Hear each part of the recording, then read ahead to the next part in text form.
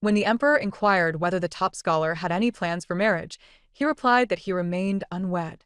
Neither the emperor nor I noticed the flicker of hatred reflected in his gaze as he expressed his gratitude and received the imperial decree.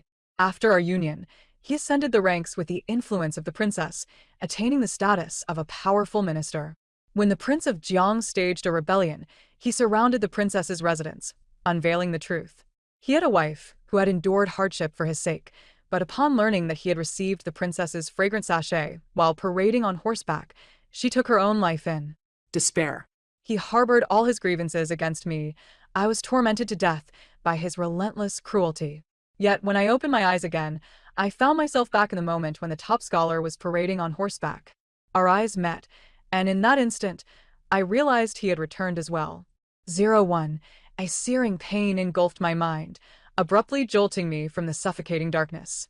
Upon focusing my gaze, I locked eyes with the resplendent Du Ziying, the top scholar, who sat majestically atop his steed amidst the crowd. I knew he had returned. The simmering hatred reflected in my eyes conveyed the message. I, too, had returned.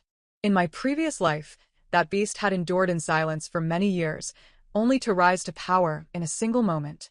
He bound my hands and feet, using a knife soaked in chili oil to slice through my skin, then smeared honey onto the wounds. I wept in a frenzy, begging him for a swift end. He lifted my chin, his laughter ringing with cruel delight. My poor Lianer, after your death, I feared her sacrifice would be in vain, and I dreaded to claim her body. She slipped away quietly, while you bask in the adoration of the masses. This time, I shall make you taste her suffering. Ants, drawn by the sweet scent of honey, will crawl all over you, burrowing through your wounds to feast upon your flesh. The sensation will be a blend of numbness and agony. As the wounds fester and ooze, maggots will slowly emerge, writhing within you. No matter how much you scream and wail, no one will heed your cries.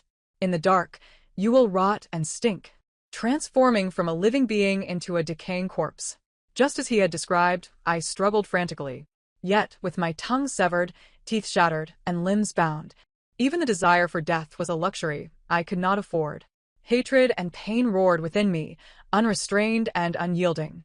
I sat in the upper levels of the tavern, gazing through the window at him below on horseback.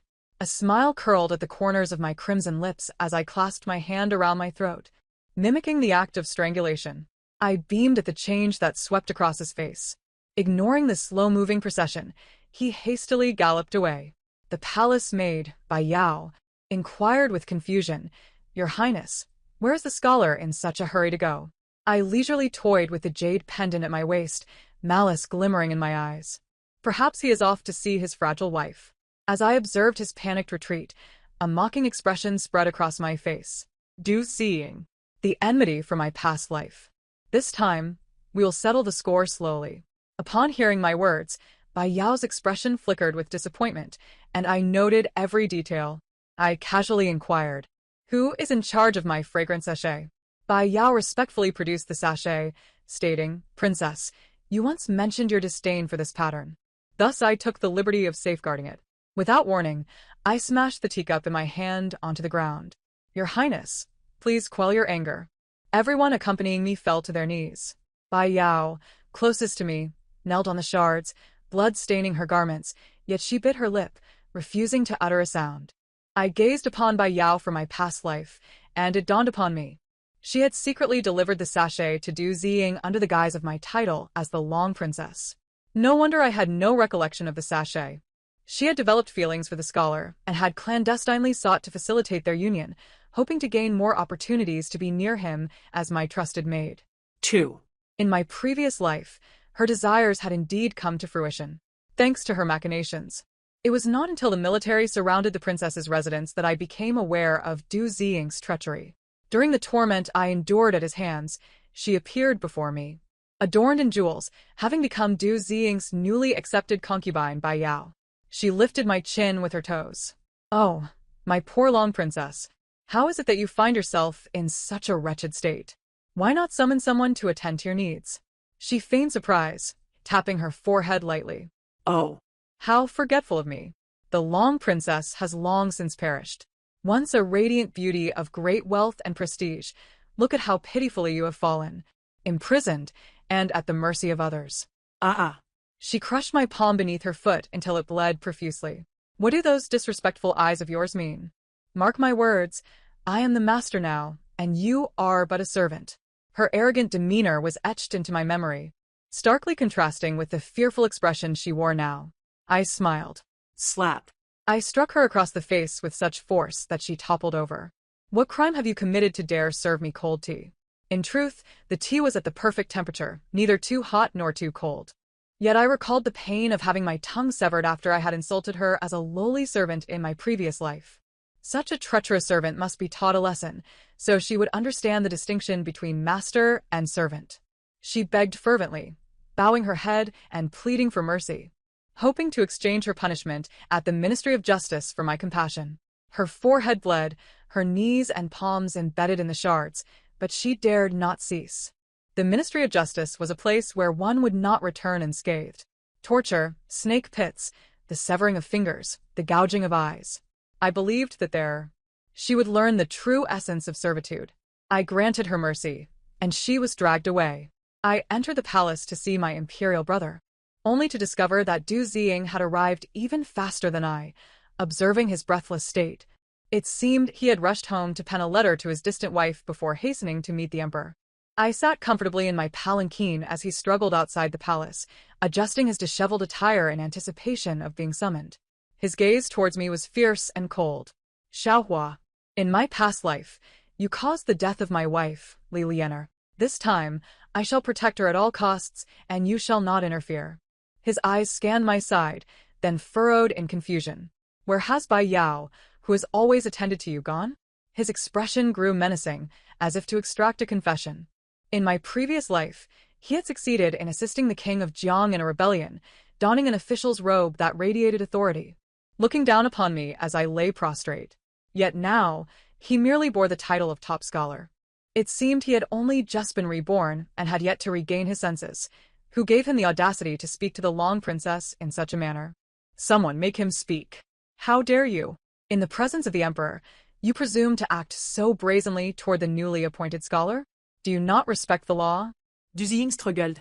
My people only heed my commands, and they forced him to kneel, administering slaps to his face from both sides. I descended from my palanquin, observing his swollen visage, and I couldn't help but smirk. The audacity lies with you. You are but a mere scholar. Yet you dare to stand before the Long Princess without bowing or showing respect, and even threaten me in front of the emperor. I am the sovereign, and you are the subject. Rewards and punishments are all gifts from me, so receive well the few slaps I have bestowed upon you. Do not err again in such a manner. I swept away my sleeve, leaving him with the chilling gaze of a viper until I entered the grand hall. 3. I was unconcerned. He was still inconsequential, even needing to await his summons to meet the emperor. I intended to exploit his weakness, unrelentingly suppressing him until he was forever mired in the quagmire of despair. What a commotion outside. Has the newly appointed scholar offended you in some way? I recognized the familiar figure at the desk reviewing documents, my eyes watering as I suppressed my tears. My imperial brother, noticing my silence, looked up and, upon seeing the tears at the corners of my eyes, became flustered and hurriedly inquired, "Why are you crying?" "It's all right, it was just a few slaps. Right in front of my palace. If I truly wished to intervene, I could have sent Fushun." My brother's face turned pale. "I initially thought to inquire about Du Ziying's family, perhaps to find you a suitable match if he was unencumbered. Has he truly provoked your ire?" The tone indicated he wished to discipline Du Ziying. I managed to smile through my tears, warmth flooding my heart. This was indeed my beloved imperial brother. We shared the same mother, and after her passing, he had shown me compassion, lavishing me with affection. In my previous life, under the guise of his affection, Du Ziying had ascended to great heights, soaring effortlessly. He indeed possesses considerable strength. First, he overthrew the prime minister's residence and became the confidant of my elder brother. Subsequently, he covertly allied himself with the king of Jiang, exploiting my brother's trust to shield the king from scrutiny. Alas, both my brother and I fell victim to misplaced trust in others. As a sovereign, he met a humiliating fate, publicly beheaded by the king of Jiang, his severed head displayed upon the city wall. In this lifetime, I shall not permit such a tragic conclusion to unfold. I glanced at the memorial my brother had been reviewing. Brother, are you still troubled by affairs of the court? My brother sighed deeply.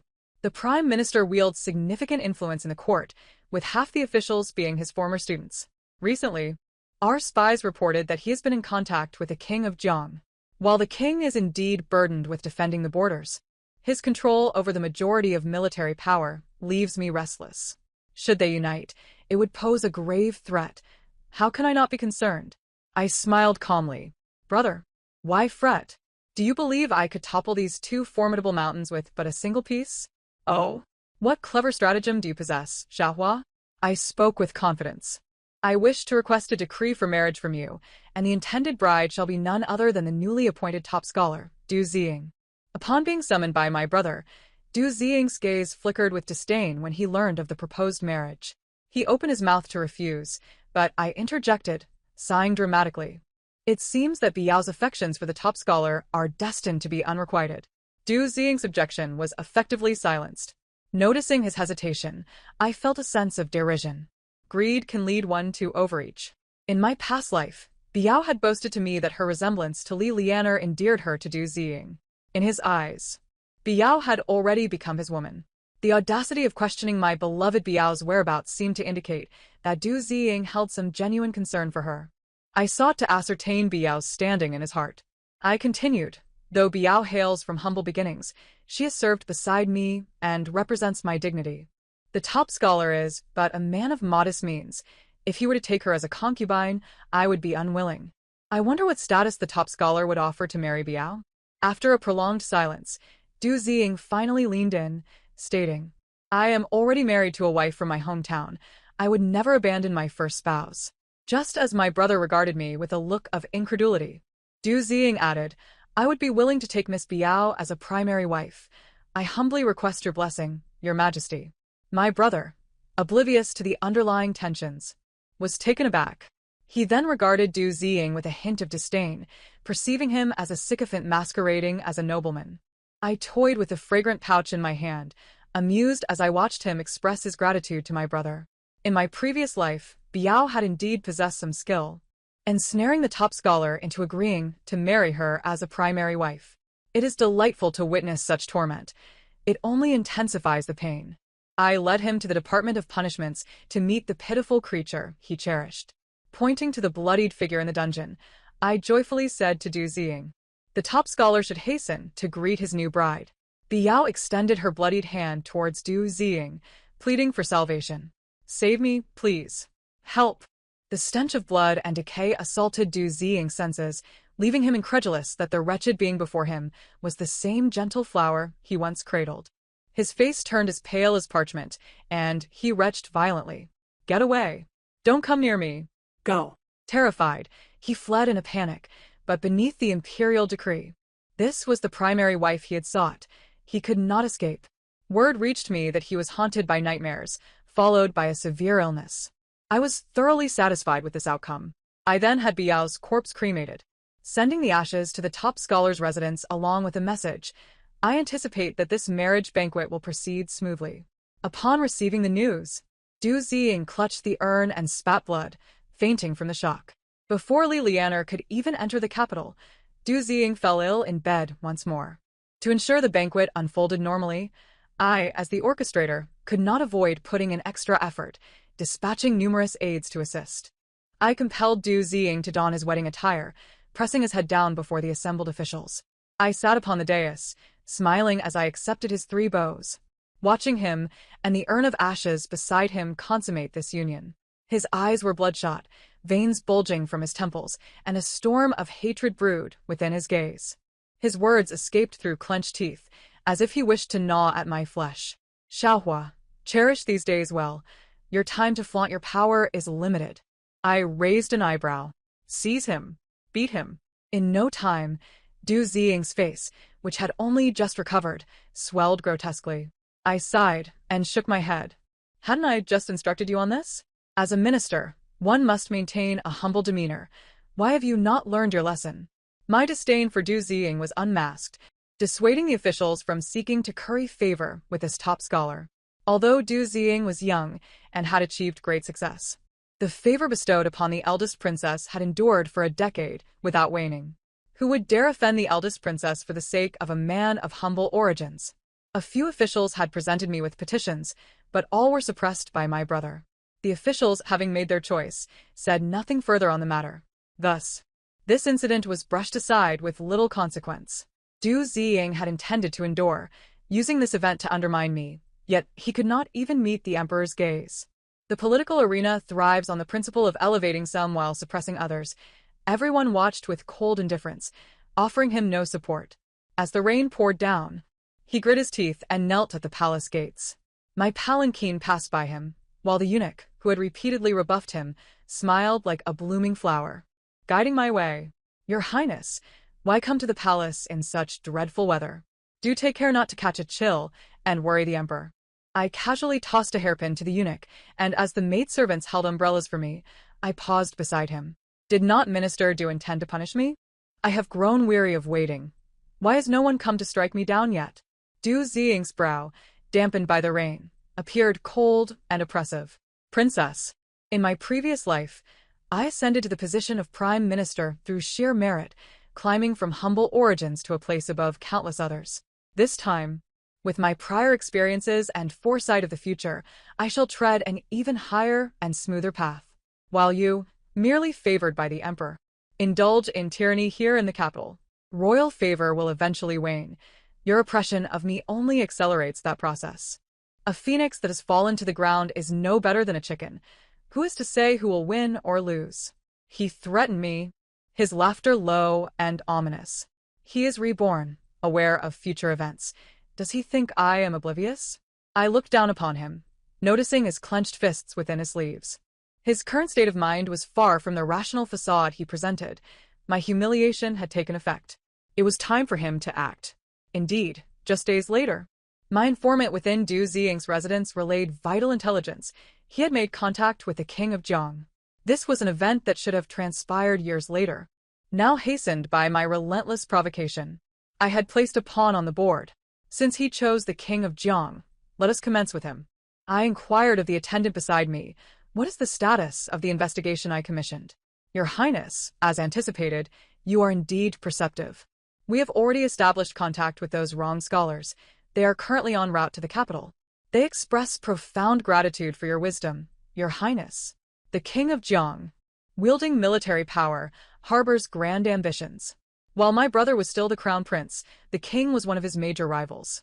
Had it not been for a battlefield mishap that left the king with a wounded leg, preventing him from claiming the throne, we might not know who would currently occupy that seat. As the emperor ascended the throne, the Prince of Jiang harbored treacherous intentions and refused to relinquish military authority, resulting in his confinement by the emperor within the capital. In a previous life, the emperor had intended to proceed with caution. However, he was tragically misled by the scoundrel Du Ziying, which allowed the Prince of Jiang to escape the capital. Subsequently, the prince led his army to the gates of the city, where Du Ziying opened the city gates and invited the troops in. Thus, he trampled over the corpses of both myself and the emperor, ascending to the heights of power as a king and minister. Having tasted the intoxicating flavor of power, how could he endure such mockery and humiliation for me? It was my intention to provoke him, leading him down a path of self-destruction. I gathered evidence, vowing to deliver a fatal blow. You previously claimed that Du Ziying could assist me in eliminating the Chancellor and the Prince of Jiang, as he possesses such talents. Yet, you have treated him with such disdain and forced him into the service of the Prince of Jiang. Recently, you have also employed my influence to investigate the Minister of Rites, assembling a group of scholars to travel to the capital. My eldest princess has become increasingly enigmatic to me. The emperor, of course, could not comprehend this. It was a clash between two reborn souls. We both knew the events that were destined to transpire, engaging in a fierce battle of wits and strategies, each determined to crush the other beneath their feet. However, it appeared that I held the upper hand. As I ground ink for the emperor in the imperial study, I observed the perplexed expression on his face and rose to massage his shoulders. "Does your majesty wish to trust me?" The emperor patted my hand. "You have accompanied me through the most challenging of times. When all others turned to the Prince of Jiang, only you remained steadfast in your support. I naturally trust you." Xiaohua. A smile curled at the corners of my lips. In my past life, the emperor had protected me throughout, granting me the glory of being the eldest princess. This time, I would not allow anyone to harm him. Your Majesty, Du Ziying has been allied with the Prince of Jiang for several months now, and the stage is nearly set for a grand performance. I had a spy embedded in my palace relay information to Du Ziying, and soon enough, he began to take action.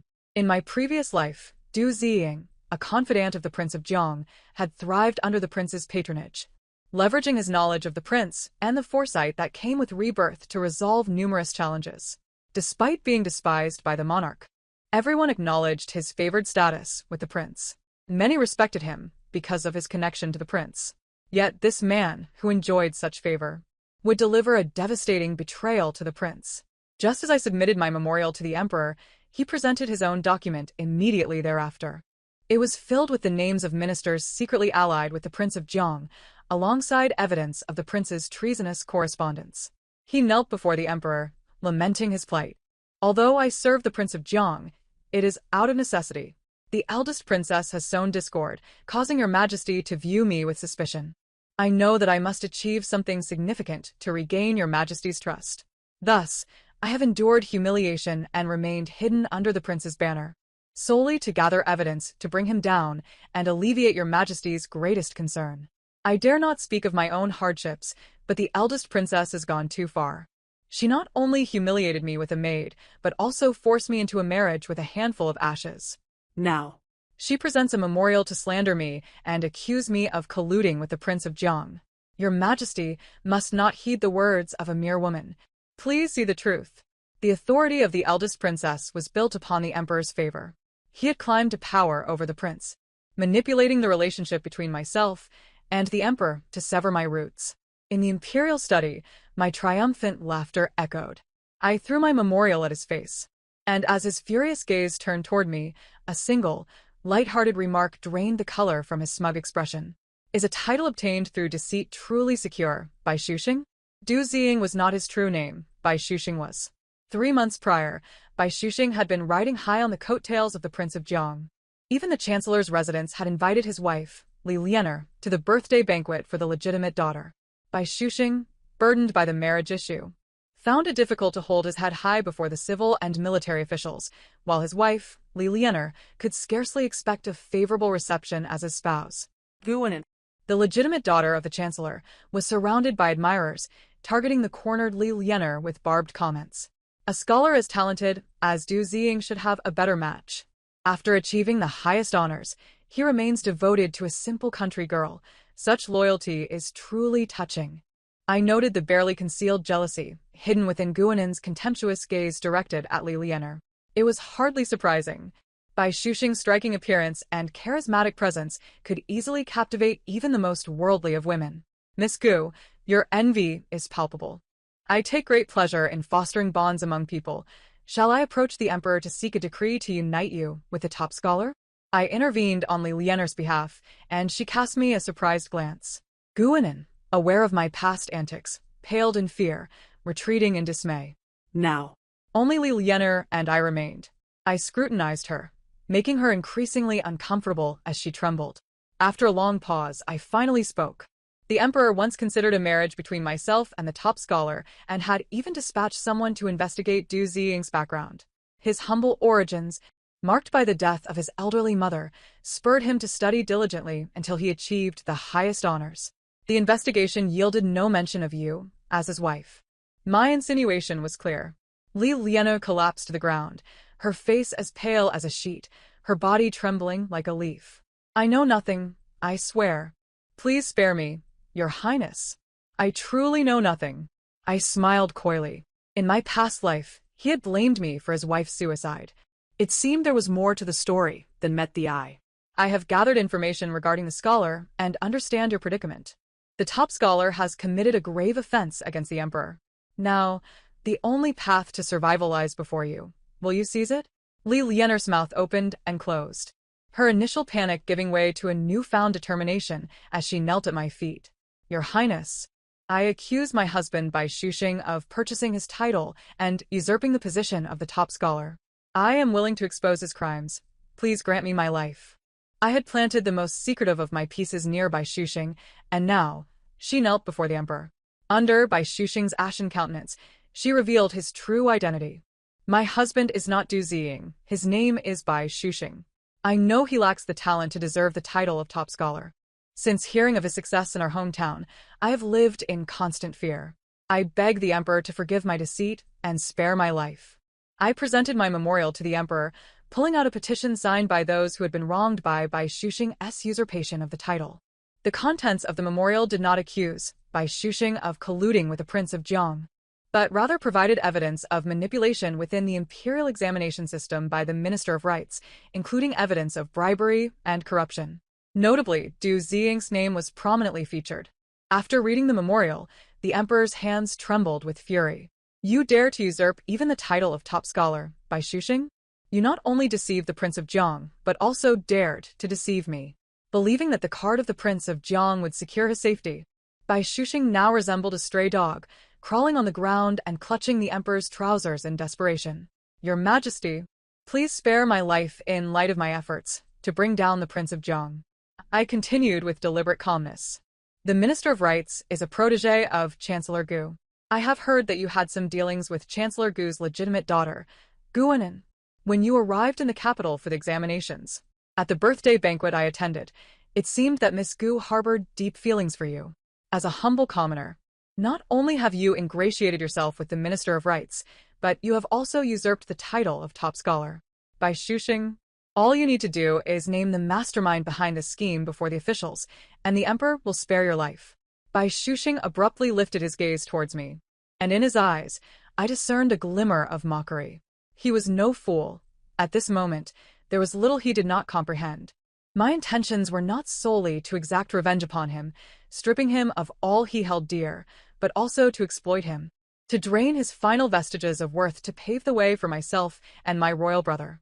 A flash of fierce resentment crossed his eyes as he gritted his teeth, declaring, "This matter is solely the doing of this humble servant. There is no one behind me directing my actions." I raised an eyebrow, finding it unsurprising that a petty man like Bai Shushing would make such a choice. I feigned sorrow. Your Majesty, the true top scholar, Du Ziying, dedicated years to the pursuit of academic excellence, only to have his accolades stripped away and ultimately be met with death. I beseech you to uphold justice for the scholars of the realm. The past few months had been tumultuous. First, the treachery of King Jiang was unveiled. With irrefutable evidence at hand, King Jiang and his clandestine supporters were uprooted by my royal brother.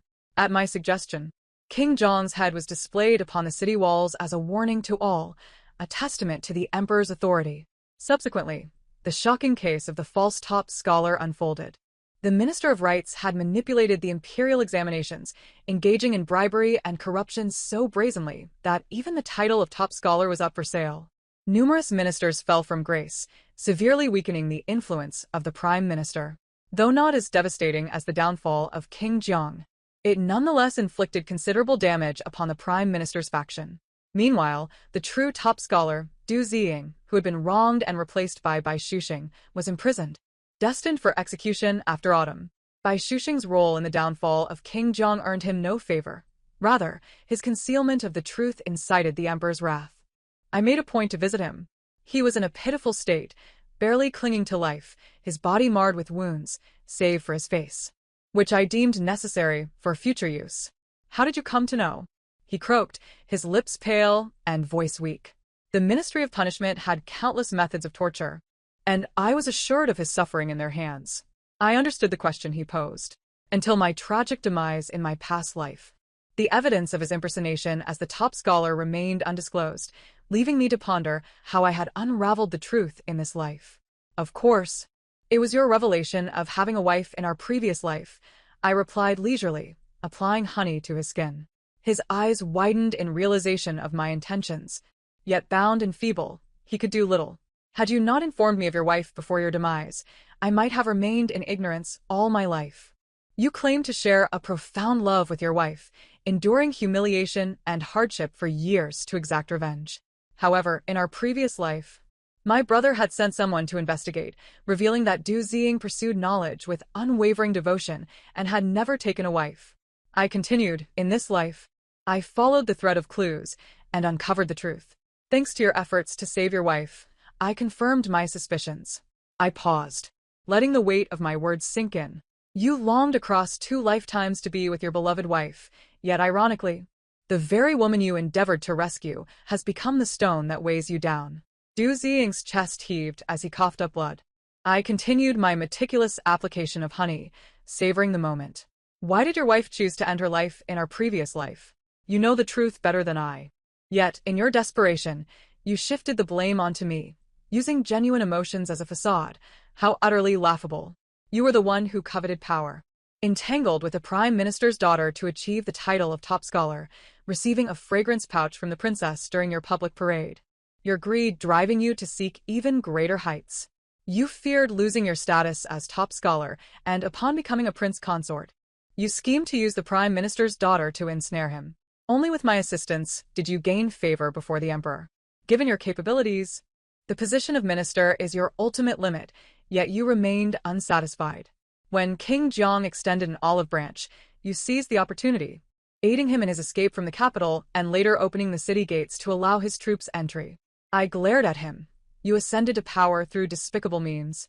And had it not been for that wretched Billion shielding your true nature, you would never have succeeded so effortlessly. In this life, without my backing, what do you think you are worth? Do you still dare to covet the bond between my brother and me? How absurd. Once I finished applying the honey, I took a handkerchief to meticulously wipe my fingers, observing the insects drawn to the sweet scent from the shadows. I knew well the taste of such a torment. A dull knife grates against the flesh, inflicting greater anguish, and I intended to ensure he found himself in a state of living death, unable to seek salvation or find solace in death. I had endured suffering in my past life, and now I would repay him in kind. Just as I was about to turn and leave, I paused. I almost forgot to mention, the wife you so desperately sought to save has, after exposing your crimes, been spared by my grace. After bestowing upon her a bounty of gold, I hear she is taken up with a wealthy merchant, living quite comfortably post-marriage. I engaged in a game of chess with my royal brother. Xiaohua is truly a genius. How splendid it would be if she were to assume a male guise to alleviate the burdens of state affairs. I reminded him, Your Majesty, the game is only halfway through, and we have the Prime Minister's estate looming nearby. My brother inquired eagerly, What clever scheme does Xiaohua propose this time? I placed a piece upon the board. This time, Xiaohua wishes to request something from Your Majesty. The Emperor, grateful for Xiaohua's contributions to the cause of justice for the scholars, bestowed upon her the military orders to command the Imperial Guard. Once merely a favored princess, she had now formally entered the arena of power, joining the intricate dance of court politics.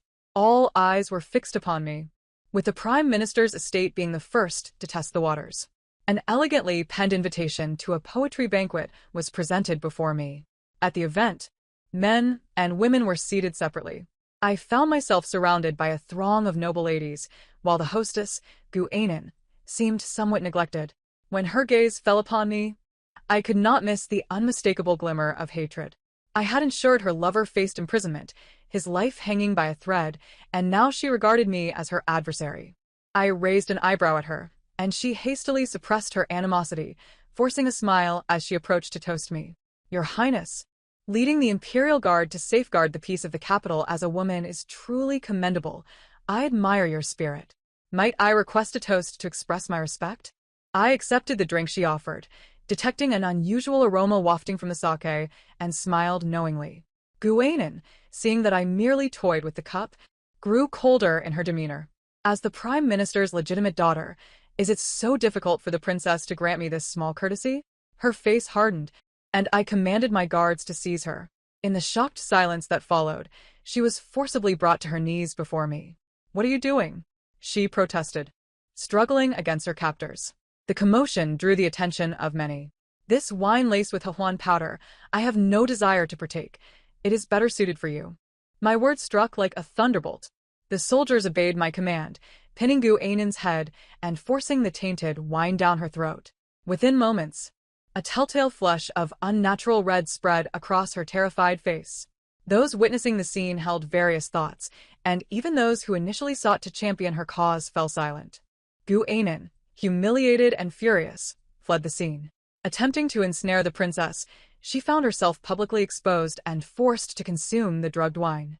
Thus, the reputation of Gu Anan, the prime minister's daughter, was utterly ruined. Any suitor who might have sought to ally with the prime minister's house now hesitated, wary of crossing me. After all, to offend me was to offend the emperor. It was rumored that Gu Anan had killed several gossipy servants in her household in a fit of rage, yet such actions could not quell the storm brewing in the city. The prime minister had only this one daughter, and with her reputation shattered, she was of marriageable age. Her prospects now dimmed. My brother mused. During court sessions these days, the old prime minister has worn a perpetual scowl.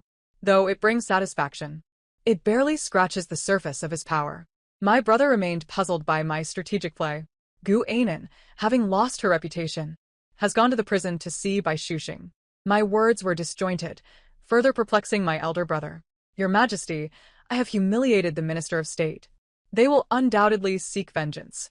If that is the case, why not acquiesce to their desires and invite disaster upon myself? I made another move, deepening the enigma of the game. Soon after, my brother fell into the water, succumbing to the cold and illness, leaving him bedridden. With no emperor in the court, the Minister of State began to act with impunity. In the court, he interrogated me. On that day, the princess accompanied His Majesty without any attendants by his side, and inexplicably he fell into the water. Can the princess provide an explanation? I toyed with the military token in my hand. Are you implying that I pushed His Majesty into the water? The minister's gaze darkened as he observed the token. The imperial physician diagnosed His Majesty with merely a chill, yet the incessant administration of medicinal concoctions has only served to weaken him further. I took the liberty of intercepting a potion sent from the princess's residence, and upon inspection, I found it to be problematic. He presented the potion before the assembly, his wrinkled face brimming with arrogance. The physician has confirmed that this potion was laced with poison. If consumed daily, it would gradually sap His Majesty's vitality. Do you insinuate that I wished to harm my brother? I interrupted him coldly. The minister hesitated momentarily. The bond between the princess and His Majesty is well known to be profound. I would not dare to speculate recklessly. However, the princess's current questionable status and her command over the imperial guard renders her susceptible to gossip. As His Majesty's condition worsens, I, as the head of the officials, must assume responsibility. I kindly request the princess to temporarily entrust the military token to me, which will be returned once His Majesty's health is restored. The minister's cunning eyes glimmered with ambition. I smiled without a hint of warmth as I placed the token into his hands. Allow me to impart a word of caution.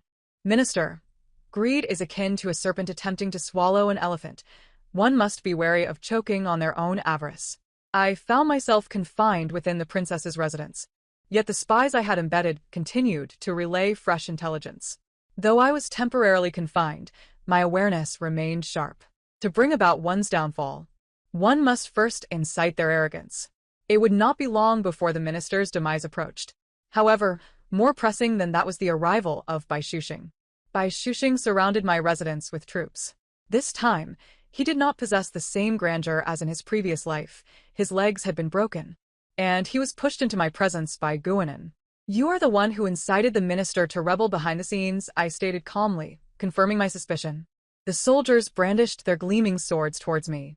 After months of separation, I beheld Bai Shushing, now a pitiful figure in a wheelchair, his face twisted with glee. Princess, did you believe that relying on the emperor and wielding the military token would grant you perpetual security? With a mere stroke of cunning, I have seized your token and eroded your brother's trust. I was not surprised, responding with sarcasm. Only you would resort to such despicable tactics as poisoning the medicinal concoction I sent. Bai Shushing, unashamed, took pride in his actions. What matters is its efficacy, regardless of its morality. Though there were some setbacks, you ultimately fell into my hands as you did in your previous life. The outcome will mirror the past. I shall ransack your residence, silence you, and render your existence a living hell. His eyes burned with venomous resentment. I scrutinized him, and Guinan with an appraising gaze. In your previous life, you were embraced by the beautiful Bai Lian, clad in official regalia, a sword at your side, exuding authority. Now, you are battered and broken, pushed forth by a woman of ill repute. How can you compare? You ought to thank me. Had I not intervened at the banquet, the daughter of the minister would have remained reliant solely on your charm. A disreputable pretender and a fallen minister's daughter. You two are a perfect match. Guinan, having never endured such humiliation, stamped her foot in anger. Bai Shushing's neck veins bulged. Silence. A defeat is a defeat. I shall rise to greatness, while you will languish in a dungeon for the rest of your days. Seize the princess. Yet, no one heeded his command. What are you waiting for?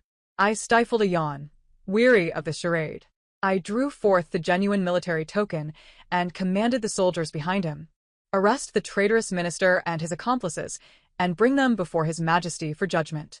The soldiers kicked Bai Shushing from his wheelchair, while Guinan screamed as she was pinned to the ground. The situation had swiftly reversed. What is happening? As I watched him struggle, I offered a clarifying explanation. The emperor's illness was a ruse. The token the minister possesses is counterfeit. This was all a trap set by my brother and me. I must thank you for your encouragement to the minister. Otherwise, how could such a cautious and timid man have been so easily ensnared? The palace eunuchs arrived with news from the court. Your Highness, the minister has united with the remnants of the Jiangwang faction to stage a coup, and they have all been executed. His Majesty commands you to lead the Imperial Guard to eradicate the remnants. Any who resist shall be dealt with on the spot to ensure the peace of the capital. Upon hearing this, Bai Shushing collapsed to the ground. His sole ally was now dead. All his scheming had come to naught. The one who should be groveling on the ground like a defeated dog, begging for mercy, is you, Bai Shushing. I gazed down at him, relishing his despair. With the path to glory within my grasp, I sought to plunge him into the depths of despair at the peak of his arrogance. This time, he would find it impossible to ascend from the abyss. Bai Shushing had harbored ulterior motives. The list of Jiangwang's forces he submitted was incomplete. He had used Guinan as a bridge to connect with the minister, trading the remnants of Jiangwang's influence for assistance in feigning his death in prison. Adopting a new identity, he joined the minister's ranks, becoming Guinan's inconspicuous fiancé. As I flourished in the court, he lurked in the shadows. Utilizing his memories from his past life and Guinan's backing, he gradually gained the minister's trust. He incited the minister to rebel, aware that only by replacing the emperor could he secure his own position in the court. When the minister absorbed the Jiangwang forces for himself, the emperor's declining health stirred his ambitions, and acquiring the military token only fueled his desire. Under Bai Shushing's persistent encouragement, the minister finally revealed his true ambitions. My brother and I seized upon this revelation, swiftly executing him. As dawn broke and the morning light dimmed, the chaos of that tumultuous night came to an end. My vengeance was fulfilled, and my brother had eliminated two significant threats, solidifying his reign. The moment was ripe, and the future looked promising. The tale concludes here. Thank you for listening. I look forward to our next story together.